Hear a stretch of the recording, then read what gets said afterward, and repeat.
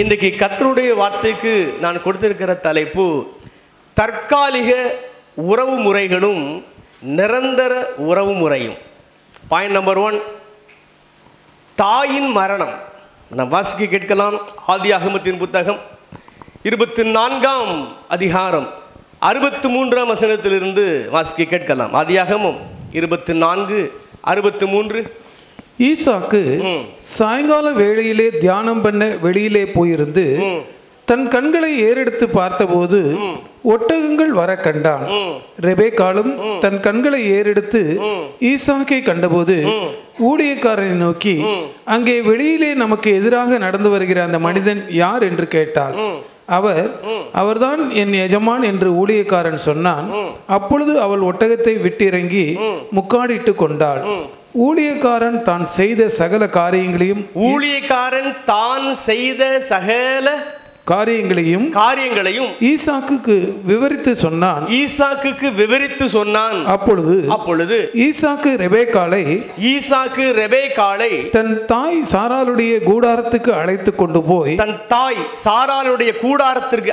கொண்டு போய் அவளை தனக்கு மனைவியாக்கி கொண்டு அவளை நேசித்தான். ஈசாக்கு, நல்ல கவனிங்க, ஈசாக்கு தன் தாய்க்காக கொண்டிருந்த துக்கம் நீங்கி ஆறுதல் அடைந்தான். பாருங்க, ஈசாக்கு தன் தாய்க்காக கொண்டிருந்த துக்கம் நீங்கி ஆறுதல் அடைந்திருந்தான். எவ்வளவு ஆண்டுகள்? தாய் மரித்து போய்விட்டாள். மகன் ஈசாக்கு தாயின் மரணத்தை குறித்த துக்கத்தோடு எவ்வளவு ஆண்டுகள் இருந்திருக்கிறார்? வாசிக்க கேட்கலாம். 23ஆம் அதிகாரத்திற்கு வருவோம். 1ஆம் வசனத்தை வாசிக்கலாமா? 23ஆம் அதிகாரம் 1ஆம் வசனம். ஆதியாகமம் 23:1. சாராள் 127 வருஷம் உயிரோடு இருந்தாள். 127 வருஷம் உயிரோடு இருந்தாள். கவனிங்க, சாராளுக்கு 90 வயதாகும் போது ஈசாக்கு பிறந்திருக்கிறார். சாராள் மரிக்கும் போது 127. அப்படி என்றால் தாய் சாராள் மரிக்கும் போது ஈசாக்கு வயது என்ன? 37. இப்பொழுது நான் வாசிக்கலாம். 25ஆம் அதிகாரம் 19ஆம் வசனம். ஆதியாகமத்தின் புத்தகம் 25ஆம் அதிகாரம் 19ஆம் வசனம். ஆபிரகாமின் குமாரனாகிய ஈசாக்குடைய வம்ச வரலாறு. ஆபிரகாம் ஈசாக்கை பெற்றான். ஈசாக்கு ரெபேக்காளை விவாகம் பண்ணுகிற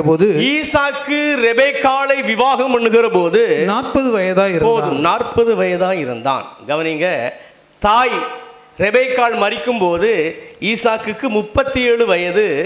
இப்பொழுது ஈசாக்கு ரெபேக்காளை திருமணத்தின் மூலமாக இணைத்துக் கொள்ளுகிற பொழுது ஈசாக்குக்கு 40 வயது. சரிதானே? அப்போ கடந்த 3 ஆண்டுகள், திருமணத்திற்கு முந்தின நாள் வரைக்கும் 3 ஆண்டுகள் தாய்க்காக துக்கப்பட்டு கொண்டே இருக்கிற ஒரு வாலிபன். சரிதானே? 37 வயதிலிருந்து 40 வயது வரைக்கும் தாயார் மரித்து போய்விட்டார்களே, துக்கப்பட்டு கொண்டே இருக்கிறான். திருமணத்திற்கு பின்னர் தான் தாய்க்காக கொண்டிருந்த துக்கம் நீங்கி ஈசாக்குக்கு ஆறுதல் வந்தது. அல்லேலூயா. வாசிக்க கேட்கலாம். ஏசாயா தீர்க்கதரிசியின் புத்தகம் 49ஆம் அதிகாரம் 15ஆம் வசனம். எல்லோருக்கும் தெரிந்த வசனம். ஏசாயா தீர்க்கதரிசியின் புத்தகம் 49:15ஆம் வசனம். ஸ்திரீயானவள் தன் கர்ப்பத்தின் பிள்ளைக்கு இறங்காமல் தன் பாலகனை மறப்பாளோ? அவர்கள் மறந்தாலும் நான் உன்னை மறப்பதில்லை. கவனிங்க, கள்ள உறவிலே சில தாய்களுக்கு பிள்ளைகள் பிறக்கிறார்கள். எளிதில் அத்தகைய தாய்மார்கள் பிள்ளைகளை கொன்று போடுகிறார்கள். சரிதானா? ஆனால் ஒரு நல்ல தாய் தன்னுடைய பிள்ளையை பேணி காப்பாள். ஆகையினால்தான் ஆண்டவர் நம்மீது வைத்திருக்கிற அந்த அன்பை வெளிப்படுத்தும் பொருட்டு தாயின் அன்போடு ஒப்பிட்டு பேசியிருக்கிறார். ஸ்திரீயானவள் தன் பாலகனை மறப்பாளோ? மறக்கவே மாட்டாள். அதுபோல நான் உங்களை மறக்க மாட்டேன். அப்போ ஆண்டவர் நம்ம மீது வைத்திருக்கிற அன்பை, நம்ம மீது வைத்திருக்கிற பாசத்தை நமக்கு வெளிப்படுத்தி காண்பிக்க ஒரு தாயின் அன்போடு ஒப்பிட்டு பேசியிருக்கிறார். ஸ்திரீயானவள் தன் கர்ப்பத்தின் பிள்ளைக்கு இறங்காமல் தன் பாலகனை ஒருபோதும் மறக்கவே மாட்டாள். சரிதானா? உலகத்திலே சிறந்த பாசம் தாயின் பாசம்தான். அநேக நபர்களின் இடத்துல பாசத்தை நாம் பெற்றாலும் அன்பை பெற்றாலும் சிறந்த பாசம் என்றால் அது தாயின் பாசம்தான். ஆகையினால்தான் ஆண்டவர் கூட தன்னுடைய பாசத்தை தாயின் பாசத்திற்கு ஒப்பிட்டு பேசியிருக்கிறார். இன்னும் வாசிக்க கேட்கலாம். ஏசாயா தீர்க்கதரிசியின் புத்தகம் 66ஆம் அதிகாரம் 13ஆம் வசனம். இதுவும் தெரிந்த வசனம் தான். ஏசாயா 66:13. ஒருவனை அவன் தாய் தேற்றுவது போல, ஒருவனை அவன் தாய் தேற்றுவது போல நான் உங்களை தேற்றுவேன், நான் உங்களை தேற்றுவேன். இங்கும் கூட பாருங்க, ஆண்டவர் நான் உங்களை தேற்றுவேன் என்று சொல்லி இருக்கலாம். ஆனா ஆண்டவர் ஒரு தாயோடு ஒப்பிட்டு பேசுகிறார். ஒரு தாய் தன் பிள்ளையை எப்படி தேற்றுவாளோ அதுபோல நானும் தேற்றுவேன். மகனுக்கு 40 வயது இருக்கலாம், அல்லது மகனுக்கு 50 வயது இருக்கலாம், அல்லது மகனுக்கு 60 வயது கூட இருக்கலாம். மகனுக்கு பேரப்பிள்ளைகள் இருந்தாலும் வயோதிப தாய் தன்னுடைய மகன் மீது கொண்டிருக்கிற அன்பு, கொண்டிருக்கிற பாசம், அதெல்லாம் ரொம்ப வினோதமானது. நம்முடைய நாலேஜுக்கு உட்படாத மிகப்பெரிய ஆழமான அன்பு. சரிதானா? 60 வயது பிள்ளையை கூட வயோதிப 85 வயது நிறைந்த தாயார் மிகுந்த பாசத்தோடு, மிகுந்த அன்போடு, மிகுந்த பரிவோடு பார்த்து பல காரியங்களை பேசுகிறதை நான் பார்த்துருக்கிறேன். சரிதானா? எனக்கு கூட 48 வயது. இன்றைக்கு கூட என்னுடைய அம்மா ஏதோ எனக்கு ஒரு 10 வயது போல பாவித்து பல காரியங்களை பேசிக்கொண்டிருப்பார்கள். சரிதானா? தாயின் அன்பு என்பது மிக ஆச்சரியமான அன்பு, விலையேறப்பட்ட ஒரு அன்பு. அதனால தான் தேவன் தன்னுடைய அன்பை மக்களுக்கு காண்பிக்கும் பொழுது தாயின் அன்புக்கு ஒப்பிட்டு பேசியிருக்கிறார். இப்போ பாருங்க, 37 வயதில் இந்த ஈசாக்கு தாயை இழக்க கொடுக்கிறான், துக்கப்பட்டு கொண்டே இருக்கிறான், அழுது கொண்டே இருக்கிறான். சரிதானா? இதில் நான் என்ன கூற விரும்புகிறேன்னு தெரியுமா? நான் ஆரம்பத்தில் டைட்டில் சொன்னேன், தற்காலிக உறவுகளும் நிரந்தர உறவும். சரிதானா? தாயின் அன்பு கூட தற்காலிக உறவு தான். இந்த 37 வயது வரைக்கும் ஈசாக்கை அன்போடு வழிநடத்த முடிந்தது இந்த தாயாரால். அதன் பின்னர் தாயார் மரித்து போய்விட்டார்களே, அந்த தாயின் அன்பை இவனால் பெற முடியவில்லையே. அப்போ அது கூட டெம்பரரி தான். தாயின் அன்பு கூட கடைசி மட்டும் நமக்கு கிடைக்காது. குறிப்பிட்ட காலகட்டத்தில் தாயாரும் நம்மை விட்டு கடந்து போவார்கள். சரிதானா? பாயிண்ட் நம்பர் 2, தகப்பனின் மரணம். நான் வாசிக்க கேட்கலாம். ஆதியாகமத்தின் புத்தகம் 49ஆம் அதிகாரம் 1ஆம் வசனத்திலிருந்து. ஆதியாகமம் 49 1ஆம் வசனத்திலிருந்து. யாக்கோபு தன் குமாரரை அழைத்து, நீங்கள் கூடி வாருங்கள், நீங்கள் கூடி வாருங்கள், கடைசி நாட்களில் உங்களுக்கு நேரிடும் காரியங்களை அறிவிப்பேன். இங்க பாருங்க, இந்த யாக்கோபு சாதாரண ஒரு மனிதன் அல்லன். முற்பிதாக்களில் ஒருவன் மட்டும் கிடையாது. he was a prophet. உலகத்தின் கடைசி நாட்களிலே 12 கோத்திரத்தாருக்கும் என்னென்ன நடக்கும் என்பதை தீர்க்க தரிசனமாக முன்னறிவித்திருக்கிறான். இந்த 49ஆம் அதிகாரம் முழுவதையும் வாசித்து பாருங்க. வயோதிபன், சரிதான், மரிக்கும் தருவாய்க்கு வந்து விட்டார் யாக்கோபு என்று சொல்லப்படுகிற இஸ்ரவேல் தன்னுடைய 12 பிள்ளைகளையும் அழைத்து 12 கோத்திரத்துக்கும் கடைசி காலத்திலே சம்பவிக்கக்கூடிய அத்தனை காரியங்களையும் தீர்க்க தரிசனமாக குறிப்பிடுகிறார். எல்லாவற்றையும் சொல்லி முடித்து விட்டு 33 வாசிக்கலாம். 33ஆம் வசனம். யாக்கோபு தன் குமாரருக்கு கட்டளையிட்டு முடிந்த பின்பு அவன் தன் கால்களை கட்டிலின் மேல் மடக்கி கொண்டு, கால்களை கட்டிலின் கீழ் மடக்கி வைத்துக் கொண்டு ஜீவித்து போய் தன் ஜனத்தாரோட சேர்க்கப்பட்டான். அப்படி 50ஆம் அதிகாரத்துக்கு வருவோம்.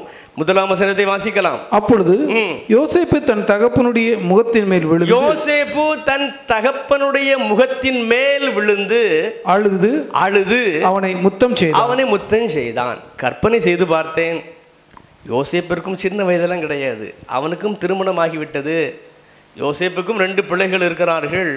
ஆனாலும் தகப்பன் மீது வைத்த அந்த அன்பை பாருங்கள், தகப்பன் மீது வைத்த அந்த பாசத்தை பாருங்கள். தகப்பன் மரித்து விட்டார், உயிரற்ற சரீரத்தின் மீது இவன் விழுகிறான், தகப்பனுடைய முகத்தின் மீது விழுகிறான்.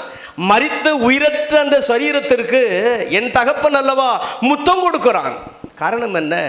தகப்பனுடைய அன்பும் ரொம்ப ஆச்சரியமான ஒரு அன்பு. கிட்டத்தட்ட தாய்க்கு அடுத்தால் போல ஒரு அன்பு என்று சொன்னால் தகப்பனுடைய அன்பை நிச்சயமாக சொல்லலாம். சரிதானா? சங்கீதம் 103 113 வீட்டில் போய் வாசித்து பாருங்க. சங்கீதம் 103 113. தகப்பன் தன் பிள்ளைக்கு இறங்குகிறது போல கர்த்தர் தமக்கு பயந்தவர்களுக்கு இறங்குகிறார். இங்கும் ஆண்டவர் எனக்கு பயந்திருக்கிற பிள்ளைகளாகி உங்களுக்கு நான் இரக்கம் பாராட்டுவேன் என்பதை சொல்வதற்கு ஒரு தகப்பனுடைய அன்பை ஒப்பிட்டு பேசுகிறார். தகப்பன் தன் பிள்ளைகளுக்கு எப்படி இறங்குவான், அதுபோல நான் இறங்குவேன் என்று கூறுகிறார். இன்னும் கூட இஸ்ரவேல் மக்களை 40 ஆண்டுகள் தேவன் வனாந்திரத்தில் வழி நடத்தினாரே. எப்படி வழி நடத்தினாராம்? தகப்பன் தன் பிள்ளையை தோளில் சுமப்பது போல ஆண்டவர் இஸ்ரவேல் மக்களை தோளிலே சுமந்து வழி நடத்தினாராம். தாய்மார்கள் இடுப்பிலே குழந்தையை சுமக்கிறார்கள், தகப்பன் தோளிலே சுமக்கிறான். சரிதானா? தகப்பன் தோளிலே பிள்ளைகளை சுமக்கிறான். பொதுவாக தாய் பிள்ளைகளிடத்திலே தான் வைத்திருக்கிற அன்பை பிள்ளைகள் தெரிந்து கொள்ளத்தக்க விதத்திலே வெளிப்படுத்துவாள். ஆகையினால் வெளிப்படையாக தாயின் அன்பு எல்லாருக்கும் தெரிந்து விடுகிறது. ஆனால் தகப்பனுடைய அன்பை அவ்வளவு எளிதாக பிறரால் புரிந்து கொள்ள முடியாது. தாயை போல தகப்பன் தன் பிள்ளைகளின் மீது வைத்திருக்கிற அன்பை அடிக்கடி அவன் புரிந்து கொள்ளத்தக்க விதத்தில் வெளிப்படுத்த மாட்டான். ஆனால் உள்ளத்தில் பேரன்பு பிள்ளையின் மீது இருக்கும். ஆனால் அவ்வளவு சுலபமாக தகப்பன் அதை வெளிப்படுத்துவது கிடையாது. ஆகையினால் தகப்பனுடைய அன்பு சற்று குறைவு போல நமக்கு தெரிகிறது. இல்லை இல்லை, அது உள்ளத்தில் தான் அது தெரிய முடியும். அல்லேலூயா. யோசித்து பார்த்தா தகப்பனுடைய அன்பு ஒரு தியாகத்தின் சின்னம் போல ஒரு அன்பு இருக்கும். சரிதானா? அந்த தகப்பன் வெளிப்படுத்துவது கிடையாது, அவ்வளவுதான். இன்னும் கூட நீங்கள் மத்தேயு 7ஆம் அதிகாரம் 7ஆம் வசனத்திலிருந்து சில வசனங்களை வாசித்து பாருங்கள். லூக்கா எழுதின சுவிசேஷம் 11ஆம் அதிகாரம் 9ஆம் வசனத்திலிருந்து சில வசனங்களை வாசித்து பாருங்கள். ஆண்டவர் சொல்லுகிறார், உலகத்தில் இருக்கிற தகப்பன் தன் பிள்ளைக்கு நல்ல ஈவுகளை கொடுக்க அறிந்திருக்கும் போது, அப்ப தகப்பன் தன் பிள்ளைக்கு நல்ல ஈவுகளை கொடுக்க வேண்டும் என்று அறிந்திருக்கிறான். தன்னுடைய பிள்ளை முட்டையை கேட்டால் தகப்பன் பாம்பை கொடுப்பானா? கொடுக்க மாட்டானே. மீனை கேட்டால் பாம்பை கொடுப்பானா? கொடுக்க மாட்டானே. முட்டையை கேட்டால் தேளை கொடுப்பானா? கொடுக்க மாட்டானே. நன்மையானகளை கொடுக்க வேண்டும், அதுதான் தகப்பனுடைய உள்ளம். பவுல் தன்னுடைய நிருபத்தில் எழுதுகிறார், தகப்பன் பிள்ளைகளுக்கு பொக்கிஷங்களை சேர்த்து வைப்பது போல. பிள்ளைகள் தகப்பனுக்கு பொக்கிஷம் சேர்த்து வைப்பது கிடையாது. ப்ராப்பர்ட்டி பிள்ளைகளுக்கு தகப்பன் சேர்த்து வைத்திருக்கிறான். அப்போ ஒரு தகப்பனுடைய பாசம் என்ன? என் பிள்ளைக்கு என்னால் முடிந்த அளவு பொக்கிஷத்தை என்ன செய்வேன்? சேர்த்து வைப்பேன். என்னுடைய பெண் பிள்ளைகளுக்கு என்னால் முடிந்த அளவு நகைகளை நான் என்ன செய்வேன்? கொடுப்பேன். என்னுடைய ஆண் பிள்ளைகளுக்கு என்னுடைய ப்ராப்பர்ட்டியில் முடிந்த அளவு எவ்வளவு அதிகமாக நான் கொடுக்க முடியுமோ அந்த அளவு கொடுக்கத்தக்கதாக நான் உழைப்பேன். அத்தகைய ஒரு அன்பு. சரிதானா? ஆனால் இப்போ என்ன நடக்கு பாருங்க, இந்த தகப்பனுடைய அன்பு யோசேப்புக்கு கடைசி வரைக்கும் கிடைத்ததா? இல்லையே. குறிப்பிட்ட காலம்தான் தகப்பனுடைய அன்பும். அதன் பின்னர் தகப்பன் மரித்து போய்விட்டாரே. தேடியும் தகப்பனுடைய அன்பை யோசேப்பால் அதற்கு பின்னர் பெற முடியவில்லையே. அப்போ அதுவும் டெம்பரவரி தானா? அதுவும் டெம்பரவரி தான். பாயிண்ட் நம்பர் 3, கணவனின் மரணம். நான் வாசிக்கலாம். 2 சாமுவேலின் புத்தகம் 11ஆம் அதிகாரம் 26ஆம் வசனத்திலிருந்து வாசிக்க கேட்கலாம். 2 சாமுவேலின் புத்தகம் 11ஆம் அதிகாரம் 26ஆம் வசனத்திலிருந்து, தன் புருஷனாகிய உரியா செத்தான் என்று, தன் புருஷனாகிய உரியா செத்தான் என்று அவன் மனைவி கேள்விப்பட்ட போது அவள் தன் நாயகனுக்காக அதாவது தன் புருஷனுக்காக இளவு கொண்டாடினாள். போதும், இளவு கொண்டாடினாள். பத்சேபால் கூட தன்னுடைய புருஷனின் மரணத்தின் செய்தி கேள்விப்பட்ட மாத்திரத்தில் இளவு கொண்டாடுகிறாள். குறிப்பிட்ட காலம் அழுது கொண்டே இருக்கிறாள். சரிதானா? அநேக அந்த பாரம்பரிய காரியங்கள் அதன் அடிப்படையில் அவள் துக்கம் கொண்டுகிறாள். இன்றும் அப்படித்தான். புருஷனுடைய அன்பு கடைசி வரைக்கும் நமக்கு கிடைக்குமா என்று சொன்னால் சொல்ல முடியாது. சரிதானா? நமக்கு 40 வயதாக இருக்கும் பொழுதும் புருஷன் மரிக்கலாம், 80 வயதாக இருக்கும்போதும் புருஷன் மரிக்கலாம். குறிப்பிட்ட காலகட்டம் தான் புருஷனுடைய அன்பும் இருக்கும். சரிதானா? புருஷனை அல்லது கணவனை இழந்த அநேக நபர்கள் எவ்வளவோ துன்பப்படுகிறார்கள், எவ்வளவோ கஷ்டப்படுறாங்க, சமுதாயத்தை ஃபேஸ் பண்ண ரொம்ப சிரமப்படுறாங்க. சரிதானா? புருஷன் இருக்கும் வரைக்கும் புருஷனுடைய அன்பு அநேக மனைவிகளுக்கு தெரிவது கிடையாது. ஆனால் புருஷன் மரித்த பின்போ அவர் அப்படி இருந்தாரே இப்படி இருந்தாரே என்று யோசித்து பார்க்கும் பொழுது அவருடைய அன்பு எவ்வளவு பெரியது என்பதை அவர்கள் புரிந்து கொள்ள முடியும். ஒரு மிகப்பெரிய பாதுகாவலராக என்னுடைய புருஷர் இருந்தாரே, அது எப்பொழுது தெரிகிறது? மரணத்திற்கு பின்னர் தெரிகிறது. சரிதானா? ஒரு புருஷனுடைய அன்பும் வேற பெற்றது தான். ஒரு புருஷனுடைய அன்பும் மிகப்பெரிய பாதுகாப்புக்குரிய ஒரு அன்பு தான். சரிதானா? பாயிண்ட் நம்பர் 4, மனைவியின் மரணம். வாசிக்க கேட்கலாம். ஆதியாகமத்தின் புத்தகம் 23ஆம் அதிகாரம் 1ஆம் வசனத்திலிருந்து வாசிக்கலாம். ஆதியாகமத்தின் புத்தகம் 23ஆம் அதிகாரம் 1ஆம் வசனத்திலிருந்து, சாராள் 127 வருஷம் உயிரோடு இருந்தாள். சாராள் 127 வருஷம் உயிரோடு இருந்தாள். இவ்வளவே சாராளுடைய வயது. வாசிங்க. கானான் தேசத்திலுள்ள எப்ரோன் என்னும் கீரியாத் அர்பாவிலே சாராள் மரித்தாள். அப்பொழுது ஆபிரகாம் வந்து சாராளுக்காக புலம்பி அழுதான். நல்ல கவனிங்க, ரெண்டு பேரும் ஏஜ்டு பர்சன்ஸ். ஆனாலும் மனைவி மரித்து விட்டாளே, ஆபிரகாம் அழுதான். அப்படி கூட போடல. எப்படி அழுதானாம்? புலம்பி அழுகிறான். ஐயோ, மனைவி மரித்து விட்டாளே. சாதாரணமான மனைவி கிடையாது. வாசிக்கலாம் 1 பேதுரு 3ஆம் அதிகாரம் 5ஆம் வசனத்திலிருந்து வாசிக்கலாம். 1 பேதுரு 3ஆம் அதிகாரம் 5ஆம் வசனம் முதல். 1 பேதுரு 3:5. இப்படியே பூர்வத்தில் தேவனிடத்தில் நம்பிக்கையாயிருந்த பரிசுத்த ஸ்திரீகளும் தங்களுடைய புருஷர்களுக்கு கீழ்ப்படிந்து தங்களை அலங்கரித்தார்கள். அந்தபடியே சாராள் ஆபிரகாமை ஆண்டவன் என்று சொல்லி அவனுக்கு கீழ்ப்படிந்திருந்தாள். விசேஷமாக பரிசுத்த ஆவியானவர் புதிய ஏற்பாட்டு சபைக்கு தெளிவுபடுத்துகிறார். இந்த சாராள் தன்னுடைய கணவனை ஆண்டவனே என்று அழைத்தாள். அல்லேலூயா. இந்த சாராளை பற்றி அந்த 5ஆம் வசனம் ஆரம்பத்தில் வாசி பாருங்க. பரிசுத்த ஸ்திரீகள் அந்த பட்டியலில் சாராளும் வருகிறாள். மனைவி எப்படிப்பட்டவள்? பரிசுத்த ஸ்திரீ. அது மட்டுமல்ல, அந்த மனைவி எப்படிப்பட்டவள்? ஆபிரகாமுக்கு கீழ்ப்படிதல் உள்ள மனைவி. ஆபிரகாம் என்ன சொன்னாலும் அப்படியே கீழ்ப்படிவார்.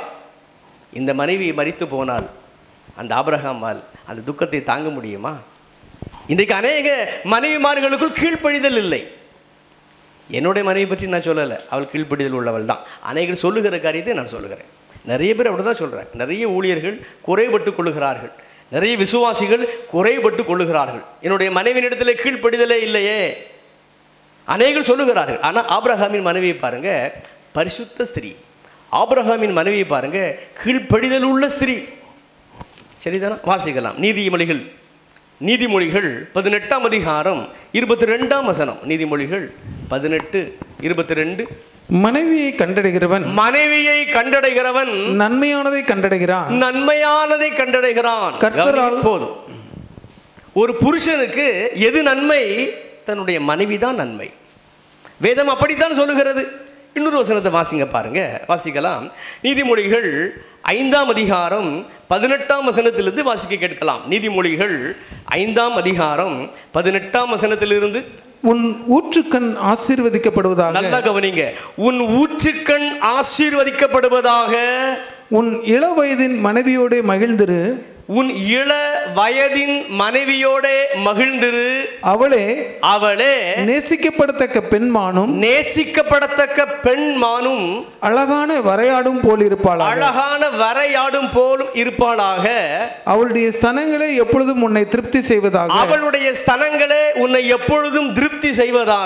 அவளுடைய நேசத்தால் நீ எப்பொழுதும் மயங்கி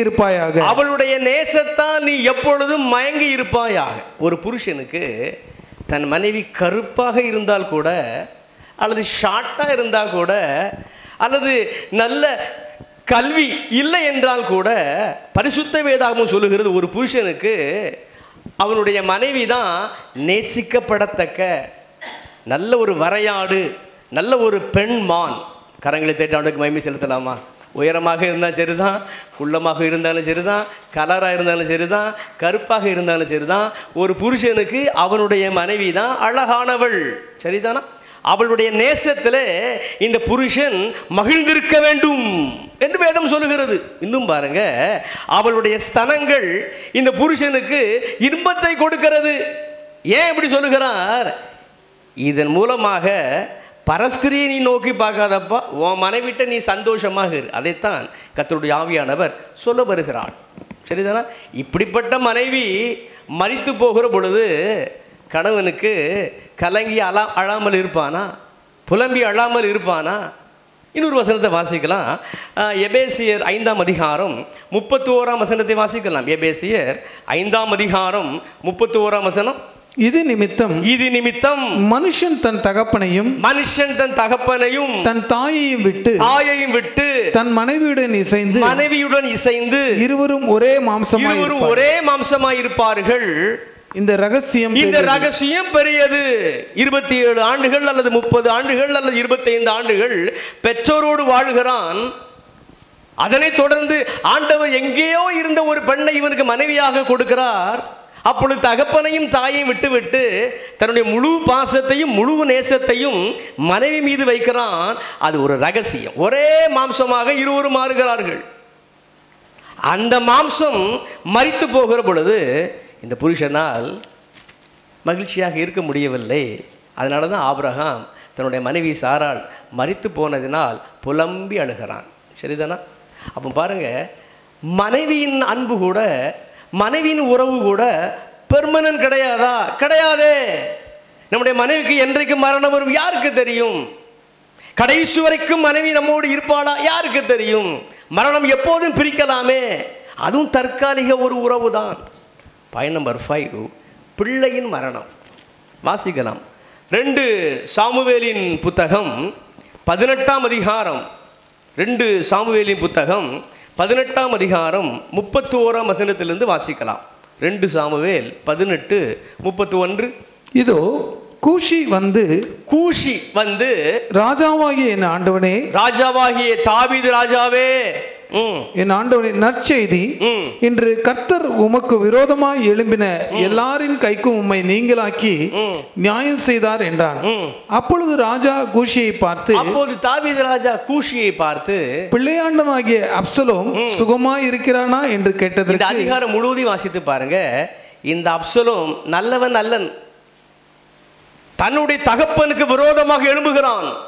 தன்னுடைய தகப்பன் அவன் தாவீது ராஜா, அவனுக்கு விரோதமாக எழும்பி போர் தொடுக்கிறான், யுத்தம் தொடுக்கிறான். மகனுக்கு பயந்து தாவீது ராஜா வெறுங்காலோடு முகத்தை மூடி அழுது கொண்டே தேசத்தை விட்டே வனாந்திரத்துக்கு காற்றுக்கு ஓடி போகக்கூடிய ஒரு சூழல். அந்த சூழலில் கூட தகப்பன் அல்லவா, என் பிள்ளை அப்சலோம் அந்த போரிலே போர் வீரர்களுக்கு மட்டுமல்ல தளபதிகளுக்கு சொல்லுகிறார், பிள்ளையாண்டானே கொஞ்சம் மெதுவாக நடத்துங்க, போர் தான், யுத்தம் தான். ஆனால் என் அப்சலோம் என் சொந்த மகன் எனக்கு விரோதமாக வரான், ஆனால் ஒன்றும் செய்யாதீங்க. இப்போ நல்ல செய்தி கொண்டு வருகிறான் கூஷி. என்ன செய்தி கொண்டு வருகிறான்? தாவீது ராஜாவே, உம்மை எதிர்த்தவர்கள் மடங்கடிக்கப்பட்டு விட்டார்கள். அப்போ கூட தாவீது ராஜா கேட்கான், அப்சலோம் சுகமாக இருக்கானாப்பா, என் மகன் எப்படி இருக்கான்? தொடர்ந்து வாசிங்க சார். அப்பொழுது ராஜா கூஷியை பார்த்து, பிள்ளையாண்டனாகிய அப்சலோம் சுகமாய் இருக்கிறானா என்று கேட்டதற்கு, கூஷி என்பவன் அந்த பிள்ளையாண்டனுக்கு நடந்தது போல, அந்த பிள்ளையாண்டானுக்கு அப்சலோமுக்கு நடந்தது போல ராஜாவாகிய என் ஆண்டவனுடைய சத்துருக்களுக்கும் பொல்லாப்பு செய்ய உமக்கு விரோதமாய் எழும்புகிற யாவருக்கும் நடக்க கடவுது என்றான். இன்டைரக்டா கூஷி சொல்லிட்டான், ராஜாவே உம்முடைய மகன் அப்சலோம் கொல்லப்பட்டு விட்டான், நாங்கள் அவனை கொன்று விட்டோம். இன்டைரக்டா சொல்லிட்டான். இவன் தாவீது என்ன செய்யறாரு பாருங்க, வாசிக்கலாம் தொடர்ந்து. அப்போது தாவீது ராஜா மிகவும் கலங்கி கெவுனி வாசலின் மேல் வீட்டிற்குள் ஏறி போய் அழுதான். மேல் வீட்டிலே ஏறி போய் அழுதான். என்ன சொல்லி அழுகிறான்? அவன் ஏறி போகையில், என் மகனாகிய அப்சலோமே, என் மகனாகிய அப்சலோமே, என் மகனாகிய அப்சலோமே, என் மகனாகிய அப்சலோமே, நான் உனக்கு பதிலாக செத்தேனானால் நலமாயிருக்கும். அந்த வார்த்தையை பாருங்க. தகப்பனை தவிர எவரும் சொல்ல மாட்டான். இதுவரைக்கும் நான் வாசித்த வசனத்தில் எவரும் இப்படி சொல்லவில்லை. தகப்பனுடைய கண்கள் கலங்குகிறது. தன்னுடைய மகன் மரித்து போன செய்தி கேட்ட மாத்திரத்தில் அவன் புலம்புகிறான், உனக்கு பதிலாக நான் மரித்தால் நலமாயிருக்குவேன். எவ்வளோ பாசமாக இந்த தகப்பனுடைய அன்புக்கு, இந்த தகப்பனுடைய பாசத்துக்கு எல்லை உண்டோ? ஆரம்பத்திலே சொன்னேன், பிள்ளை மீது வைத்திருக்கிற பாசத்தை தாயார் வெளிப்படுத்தி விடுவார்கள், ஆனால் தகப்பன் வெளிப்படுத்த மாட்டான் என்று சொன்னேன். ஆனால் இந்த சூழலில் பாருங்க, தகப்பன் அழுதான், எப்பா உனக்கு பதிலாக நான் மரித்தால் நலமாக இருக்குமே. தொடர்ந்து வாசிங்க பிரதர். அப்சலோமே என் மகனே, என் அப்சலோமே என் மகனே, என் மகனே என்று சொல்லி அழுதான். ஓகே, அப்போ பாருங்க, பிள்ளை கூட தகப்பனோடு தொடர்ந்து வாழ முடிகிறதா? இல்லையே. நாம் பிள்ளைகளை பெற்றெடுக்கிறோம், என்ன கேரண்டி இருக்கு? என் பிள்ளை கடைசி வரைக்கும் என்னோடு இருக்கும் தெரியுமா? தெரியாதே. பிள்ளைக்கு ஒரு மரணம் வருகிற பொழுது தகப்பன் தடுமாறுகிறான், கலங்குகிறான், கண்ணீர் வடிக்கிறான். அப்போ பிள்ளையின் உறவு கூட தற்காலிகமானதுதானோ? தற்காலிகமானதுதான். பாயிண்ட் நம்பர் 6, 6வது பாருங்க, சகோதரனின் உறவு. சகோதரனின் உறவை பாருங்க. யோவான் எழுதின சுவிசேஷம் 11ஆம் அதிகாரம் 31, 32, 33. யோவான் 11, 31ஆம் வசனத்திலிருந்து. அப்பொழுது வீட்டிலே அவனோட கூட இருந்து அவளுக்கு ஆறுதல் சொல்லிக் கொண்டிருந்த யூதர்கள் மரியாள் சீக்கிரமாய் எழுந்து போகிறதை கண்டு அவள் கல்லறையினிடத்தில் அழுகிறதற்கு போகிறாள் என்று என்று அவளுக்கு சொல்லி அவளுக்கு பின்னே போனார்கள். இயேசு இருந்த இடத்தில் மரியாள் வந்து அவரை கண்டவுடனே அவர் பாதத்தில் விழுந்து, ஆண்டவரே, நீர் இங்கே இருந்தீரானால் என் சகோதரன் மரித்திருக்க மாட்டான் என்றாள். அவள் அழுகிறதையும் கவனிங்க. மரியாள் அழுகிறதையும் அவளோடு கூட வந்த யூதர்கள் யூத ஜனங்கள் அழுகிறதையும் இயேசு கண்டபோது ஆவியிலே கலங்கி துயரமடைந்து அவனை எங்கே வைத்தீர்கள் என்றார். ஆண்டவரே, வந்து பாரும் என்றார்கள். இயேசு கண்ணீர் விட்டார். இப்போ என்ன நடக்கு பாருங்க. சொந்த சகோதரன், மூத்த சகோதரனாக இருக்கலாம் அல்லது இளைய சகோதரனாக இருக்கலாம். லாசரு மரித்து விட்டான், 4 நாட்கள் ஆகிவிட்டது. இப்பொழுது மரியாள் அழுது கொண்டிருக்கிறாள். அவள் அழுத அந்த அழுகையின் காட்சி இயேசுவின் உள்ளத்தையே உருக்குகிறது. அவரும் கண்ணீர் சிந்தி அழுகிறான். அப்போ எந்த அளவு தன்னுடைய சகோதரன் மீது பாசம் வைத்திருப்பான். உடன் பிறந்தவர்களின் உறவு கூட கடைசி வரைக்கும் நமக்கு கிடைக்காதா? யாருக்கு தெரியும்? அது கூட தற்காலிகமானது தானா? அதுவும் தற்காலிகமானது தான். 7th பாயிண்ட் பாருங்க, நண்பனின் மரணம். 2 சாமுவேலின் புத்தகம் 1ஆம் அதிகாரம் 11ஆம் வசனத்திலிருந்து வாசிக்கலாம். 2 சாமுவேலின் புத்தகம் 1ஆம் அதிகாரம் 11ஆம் வசனத்திலிருந்து. அப்பொழுது தாவீதும் அவனோடு இருந்த சகல மனுஷரும் தங்கள் வஸ்திரங்களை கிழித்துக் கொண்டு சவுலும் அவன் குமாரனாகிய யோனத்தானும் கர்த்தருடைய ஜனங்களும் இஸ்ரவேல் குடும்பத்தாரும் பட்டயத்தாலே விழுந்தபடினாலே புலம்பி அழுது. கவனிங்க, தாவீது புலம்பி அழுகிறான். காரணம், தன்னுடைய சிநேகிதன் மரித்து போனான். சிநேகிதன் யோனத்தான் மரித்து போனான். இருவரும் உயிருக்குயிரான நண்பர்கள். இந்த யோனத்தான் மட்டும் உயிரோடு இருந்தால் தாவீதின் ராஜாங்க அந்த அமைச்சரவையில் முக்கியமான ஒரு அமைச்சராக நிச்சயமாக இந்த யோனத்தான் மாறியிருப்பான். உயிருக்குயிரான நண்பர்கள். தொடர்ந்து வாசிக்கலாம். 25ஆம் வசனம். தன்னுடைய நண்பன் யோனத்தான் மரித்ததை கேட்ட மாத்திரத்தில் தாவீது என்ன பண்ணுகிறான்? வாசிக்கலாம். பராக்கிரமசாலிகள் விழுந்தார்களே. தாவீது சொன்னான், போர் முகத்தில் பராக்கிரமசாலிகள் விழுந்தார்கள். யோனத்தானே, உயரமான ஸ்தலங்களிலே வெட்டுண்டு போனாயே. வாசிங்க. என் சகோதரனாகிய யோனத்தானே, உனக்காக நான் வியாகுலப்படுகிறேன். நீ எனக்கு வெகு இன்பமாய் இருந்தாய். உன் சிநேகம் ஆச்சரியமாய் இருந்தது. எனக்கு ஆச்சரியமாய் இருந்தது. ஸ்திரீகளின் சிநேகத்தை பார்க்கிலும், கவனிங்க, ஸ்திரீகளின் சிநேகத்தை பார்க்கிலும் அதிகமாய் இருந்தது. பராக்கிரமசாலிகள் விழுந்து போனார்களே, யுத்த ஆயுதங்கள் எல்லாம் அழிந்து போயிற்று என்று பாடினான். ஓகே.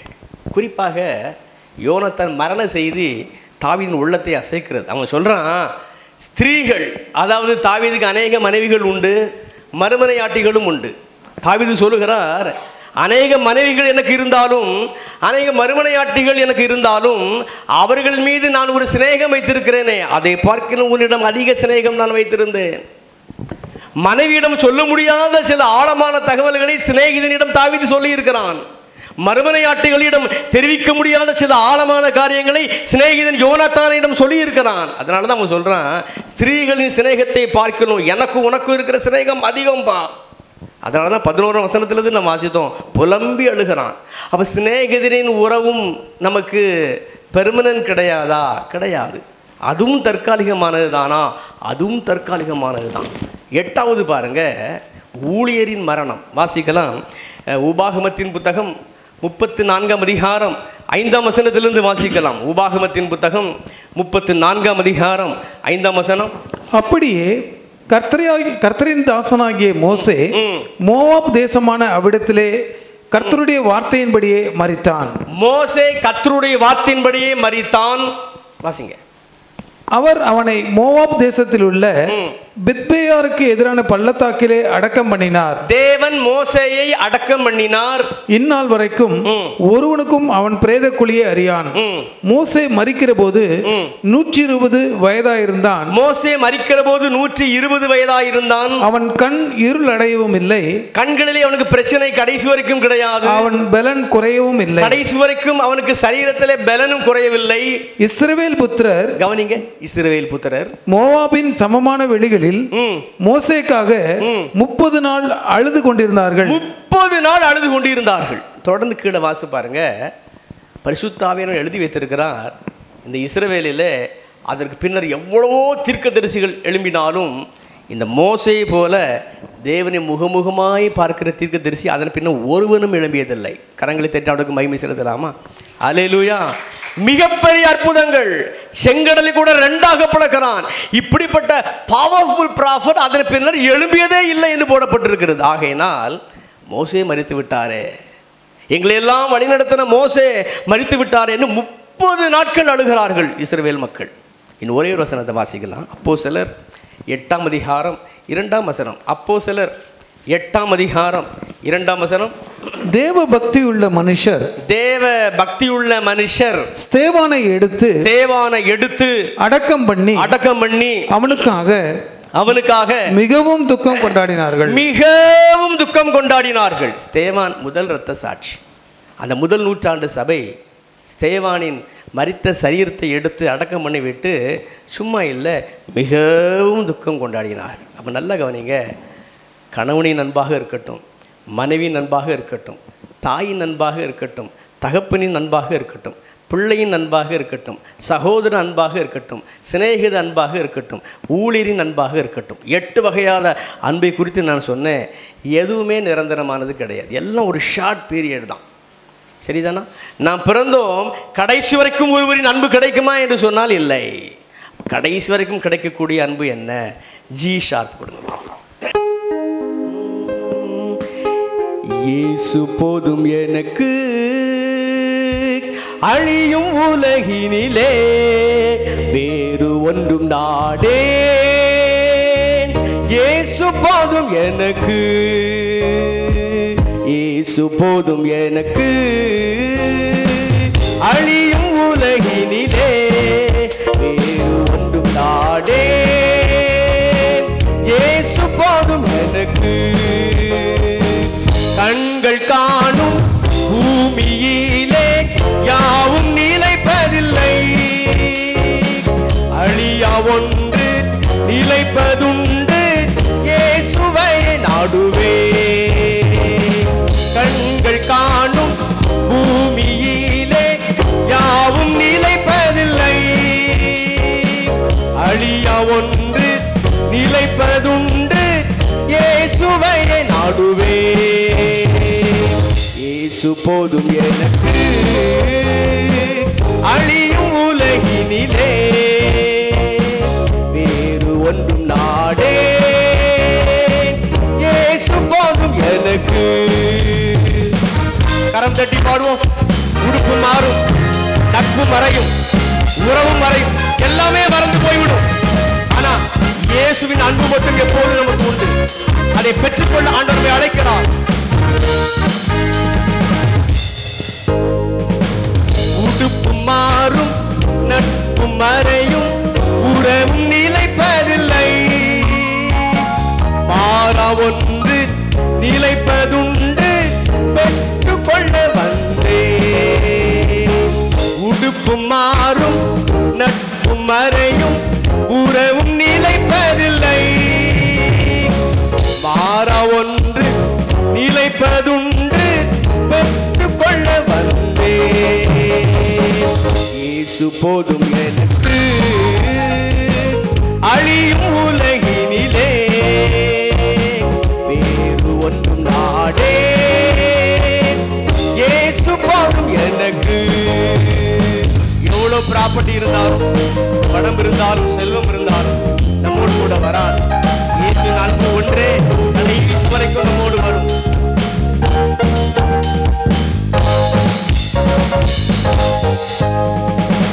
காடும் வீடும் சீரும் சிறப்பும் கூட வருவதில்லை, ஒன்றே ஒன்று வருவதுண்டு, இயேசுவின் அன்பு. காடும் வீடும் சீரும் சிறப்பும் கூட வருவதில்லை, ஒன்றே ஒன்று வருவதுண்டு, இயேசுவின் அன்பு. இயேசு போதும் எனக்கு அழியும் உலகினிலே, வேறு ஒன்றும் வேண்டாம். இயேசு போதும் எனக்கு, இயேசு போதும் எனக்கு அழியும் உலகினிலே, வேறு ஒன்றும் நாடே. இயேசு போதும் எனக்கு. அல்லேலூயா. வீட்டில் போய் வாசித்து பாருங்க. யோவான் 1:12 வாசித்து பாருங்க. இந்த இயேசுவின் நாமத்தின் மீது விசுவாசம் வைத்து அவரை நாம் ஏற்றுக்கொள்கிற பொழுது அவருக்கு நாம் பிள்ளைகளாக மாறுகிறோம். தகப்பன் பிள்ளை உறவு நமக்கு வந்து விடுகிறது. கரங்களை தட்டி ஆண்டவருக்கு மகிமை செலுத்தலாமா? இந்த தகப்பனை ஒரு நாளும் மறிக்க மாட்டார். இறுதி வரைக்கும் அவர் நமக்கு தகப்பன் என்றால் தகப்பன் தான். அல்லேலூயா. வீட்டில் போய் வாசித்து பாருங்க. ரோமர் 8:14 வாசித்து பாருங்க. கர்த்தருடைய ஆவியானவர் நம்மை நடத்துகிறார், நம்மை இயக்குகிறார் என்றால் அவருக்கு நாம் புத்திரர். தகப்பன் பிள்ளை உறவு நமக்கு இருக்கிறது. இந்த தகப்பன் ஒருபோதும் மறிக்க மாட்டார்.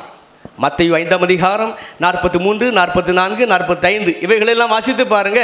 ஆண்டவருக்கும் நமக்கும் உள்ள உறவு தகப்பன் மகன், தகப்பன் மகள் உறவு இருக்கிறது. இந்த தகப்பன் ஒருபோதும் நம்மை விட்டு விலக மாட்டார். அல்லேலூயா. இன்னைக்கு வீட்டில் போய் வாசித்து பாருங்க. மார்க் எழுதின சுவிசேஷம் 3:31, 32, 33 இங்கு ஆண்டவர் சொல்லுகிறார், தேவனுடைய சித்தத்தின்படி நீங்கள் செய்கிறவர்களாக இருந்தால் எனக்கும் உங்களுக்கும் உள்ள உறவு முறை என்ன தெரியுமா? சகோதர உறவு முறை என்று சொல்லுகிறார், தாய் உறவு முறை என்று சொல்லுகிறார். இதில் ஆச்சரியமான ஒரு காரியம் என்ன தெரியுமா? ஆண்டவராக இயேசு சொல்லுகிறார், என் சித்தத்தின்படி நீங்கள் செய்தால், தேவனுடைய சித்தத்தின்படி நீங்கள் வாழ்ந்தால் உங்களுக்கு நான் யார் தெரியுமா? பிள்ளை. கடவுளாக இயேசு சொல்லுகிறார், எனக்கு நீங்கள் யார் தெரியுமா? தாய். கரங்களை தேட்டாட மகிமைப்படுத்தலாமா? அல்லேலூயா. வீட்டில் போய் வாசித்து பாருங்க. லூக்கா எழுதின சுவிசேஷம் 11ஆம் அதிகாரத்தில், எனக்கு வசனம் ஞாபகம் இல்லை, நீங்கள் வாசித்து பாருங்கள். லூக்கா 11ஆம் அதிகாரத்தில் வாசித்து பாருங்கள். ஒரு பெண்மணி இயேசுவை பார்த்து சொல்லுகிறாள், ஆண்டவரே, உம்மை சுமந்த கற்பமும் நீர் பால் உண்ட ஸ்தனங்களும் பாக்கியம் உள்ளது. அப்போ இயேசு சொல்லுகிறார், அப்படி இருந்தாலும், அதை இயேசு நிராகரிக்கல, ஆம் என்று சொல்கிறார். அப்படியானாலும் எத்தனைமா? 28, 27. லூக்கா 11:27. இவர் இவைகளை சொல்லுகையில் ஜனக்கூட்டத்தில் இருந்த ஒரு ஸ்திரீ அவரை நோக்கி, உம்மை சுமந்த கர்ப்பமும் நீர் பாலுண்ட முளைகளும் பாலுண்ட ஸ்தனங்களும் பாக்கியம் உள்ளவைகள் என்று சத்தமிட்டு சொன்னாள். அதற்கு அவர் அப்படியானாலும் தேவனுடைய வார்த்தையை கேட்டு அதை காத்துக்கொள்கிறவர்களே அதிக பாக்கியவான்கள். இங்க இயேசு என்ன சொல்லுகிறார்? உண்மைதான் பெண்ணே, உண்மைதான். சரீரத்தின்படி என்னுடைய தாயின் கர்ப்பத்தில் 9 மாதம் + 7 நாட்கள் நான் இருந்தேன். ஆகையினால் மரியாளின் கர்ப்பம் பாக்கியம் உள்ளது. ஓகே. இயேசு சொல்லுகிறார், பெண்ணே நீ சொன்னது உண்மைதான். அரசு மருத்துவமனைகளை எழுதி போட்டிருக்கும் அல்லவா, 2 வயது வரைக்கும் பிள்ளைகளுக்கு தாய்ப்பால் கொடுங்கள். அதன் அடிப்படையில் நான் பேசுகிறேன். இயேசு சொல்லுகிறார், பெண்ணே நீ சொல்வது உண்மைதான். மாம்சீகத்தில் என்னுடைய தாயார் மரியாள், அவளின் ஸ்தனங்களிலே 2 வருடம் நான் பால் குடித்திருக்கிறேன். உண்மைதான். ஆகையினால் என்னுடைய தாய் மரியாளின் ஸ்தனங்களும் பாக்கியம் உள்ளது. உண்மைதான். ஆனால் இதிலும் அதிக பாக்கியம் ஒன்று இருக்குது. என் வார்த்தைகளை கேட்டு அதன்படி நீங்கள் செஞ்சால் மரியாளை காட்டிலும் நீங்கள் தான் அதிக பாக்கியவான். காரணம், நான் பரிசுத்தாவியானவராக உங்களுக்குள் 9 மாதம் 7 நாட்கள் மட்டுமல்ல, 2 வருடம் மட்டுமல்ல, நீங்கள் மறிக்கு மட்டும் உங்களுக்குள்ளே தானே நான் இருக்கிறேன். மரியாளின் கர்ப்பத்திலே 9 மாதம் 7 நாட்கள் தான் இருந்தேன். ஆனால் உங்களுக்குள் நான் இருக்கிறபடியினால் அவளுடைய கற்பத்தை பார்க்கணும் நீங்க தான் அதிக பாக்கியவான்கள். புரிந்து கொண்டவங்க கரங்களை தட்டி ஆண்டவருக்கு மகிமை செலுத்தலாமா? அல்லேலூயா. 2 ஆண்டுகள் தான் என் தாயின் இடத்துல நான் பால் அருந்தினேன். ஆனால் உங்களுக்குள்ளே நான் இருக்கிறேன். அதனால அவளை காட்டிலும் மரியாளை காட்டிலும் நீங்க தான் பாக்கியவான்கள். அதனால நீங்க எனக்கு தாய் என்று இயேசு சொல்லுகிறார். கரங்களை தட்டி ஆண்டவருக்கு மகிமை செலுத்தலாமா? அற்புதமான ஒரு உறவு. இன்னும் ஆண்டவர் சொல்லி இருக்கிறார். எல்லாத்துக்கும் நான் எக்ஸ்பிளனேஷன் கொடுக்கல. சகோதர உறவு. அவர் மூத்த சகோதரர், நம் இளைய சகோதரர். உறவு முறை இருக்கிறது. அது மட்டுமல்ல, வீட்டில் போய் நீங்கள் வாசித்து பார்த்தா மத்திய 25ஆம் அதிகாரம், இன்னும் 2 கொரிந்தியர் 11ஆம் அதிகாரத்தை வாசித்து பார்த்தால் அவர் மணவாளன், நம் கற்புள்ள கன்னிகை என்கிற உறவுமுறை இருக்கிறது. இன்னும் பரலோக ராஜ்யம் போய்விட்டால் அவர் நமக்கு புருஷனாக மாறுகிறார், நாம் அவருக்கு மனைவியாக மாறுகிறோம். இப்படிப்பட்ட ஒரு உறவுமுறையும் இருக்கிறது. அல்லேலூயா.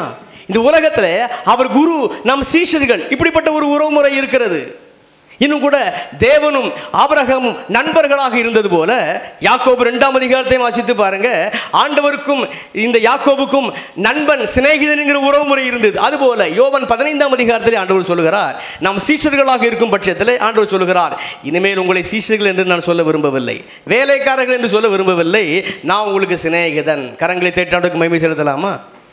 அப்போ நல்ல கவனிங்க, தற்காலிக உறவுகள் தற்காலிக உறவு தான்.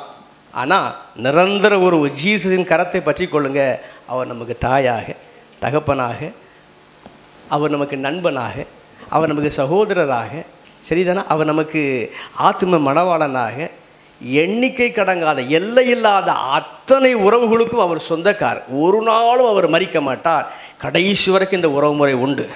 அதனால தான் இந்த இயேசு சொன்னார், இந்த உலகத்தில் நீங்கள் வாழும்போது என்னை விட அதிகமாக தாயை நேசிக்காதீங்க, என்னை விட அதிகமாக தகப்பனை நேசிக்காதீங்க, என்னை விட அதிகமாக உங்கள் பிள்ளையை நேசிக்காதீங்க, என்னை விட அதிகமாக உங்கள் சகோதரனையோ சகோதரியோ நேசிக்காதீங்க, எல்லாரையும் காட்டிலும் எனக்கு அதிக ப்ரையாரிட்டி கொடுத்து என்னை நேசிங்க, நான் உங்களை நேசிக்கிறேன்னு நமக்கு நிரந்தரமாய் நம்ம மீது அன்பு கூறுகிற இயேசு சொல்லுகிறார். கரங்களை தட்டி ஆண்டவருக்கு மகிமை செலுத்தலாமா? அல்லேலூயா. இன்னும் ஆண்டவர் சொல்லுகிறார், மக்களை பார்த்து, பரலோக ராஜ்யம் போனால் கணவன் மனைவி உறவு, பெற்றோர் பிள்ளைகள் உறவு, சகோதர சகோதரி உறவுலாம் கிடையாதுப்பா. அங்கே போனால் தேவதூதர்களை போல இருப்பார்கள், இன்னும் இயேசுவை போல நாம் இருப்போம். அப்போ இந்த நிரந்தரமற்ற தற்காலிக உறவுகள் எல்லாம் 70 அல்லது 80 அல்லது 100 ஆண்டுகளுக்கு மட்டும்தான். ஆனால் நிரந்தர உறவாக இயேசுவை நீங்கள் கரம் கோர்த்து கொள்ளுங்கள். அவரோட கரத்தோடு உங்களுடைய கரத்தை நீங்கள் கோர்த்து கொள்ளுங்கள். இந்த உறவு ஒரு காலம் முறியாது. கடைசி வரைக்கும் கூட சொல்ல முடியாது. நித்தியமாக அவருக்கும் நமக்கு உள்ள பிணைப்பு பெருகி கொண்டே தான் இருக்கும். அல்லேலூயா. அதனால தான் சபைக்கு பவுல் எழுதுகிறார் 1 கொரிந்தியர் 1ஆம் அதிகாரம் 8, 9, 10 வசனத்தில், இந்த இயேசுவோடு நம்ம ஐக்கியமாக இருக்கத்தான் பிதா நம்மை அழைத்திருக்கிறாராம். இரவு பகலாக வேதத்தை வாசியுங்கள், இரவு பகலாக தேவ சமூகத்திலே ஜெபத்திலே சஞ்சரியுங்கள். எந்த துன்பம் வந்தாலும், எந்த உலக பிரகாரமான மரணம் வந்தாலும் என்னையோ உங்களையோடு அசைக்காது. காரணம், ஆண்டவருக்கும் நமக்கும் ஒரு நிரந்தர ரிலேஷன்ஷிப் இருக்கிறது. அதை மெயின்டைன் பண்ணிக்கொள்வோம். கரங்களை தட்டி ஆண்டவருக்கு மகிமை செலுத்தலாம். அல்லேலூயா. தேவ சமூகத்திலே முழங்கால் படியிட்டுக் கொள்ளுங்க. எல்லாரும் தேவ சமூகத்திலே முழங்கால் படியிட்டுக் கொள்ளுங்க. பரலோக பிதாவே, அப்பா, நிரந்தரமற்ற தற்காலிகமான அநேக உறவுகள் இருக்கிறது ஆண்டவரே. ஆனால் நிரந்தரமான பெர்மனண்டான நல்ல ஒரு ரிலேஷன்ஷிப் உங்களுக்கும் எனக்கும் இருக்கிறது.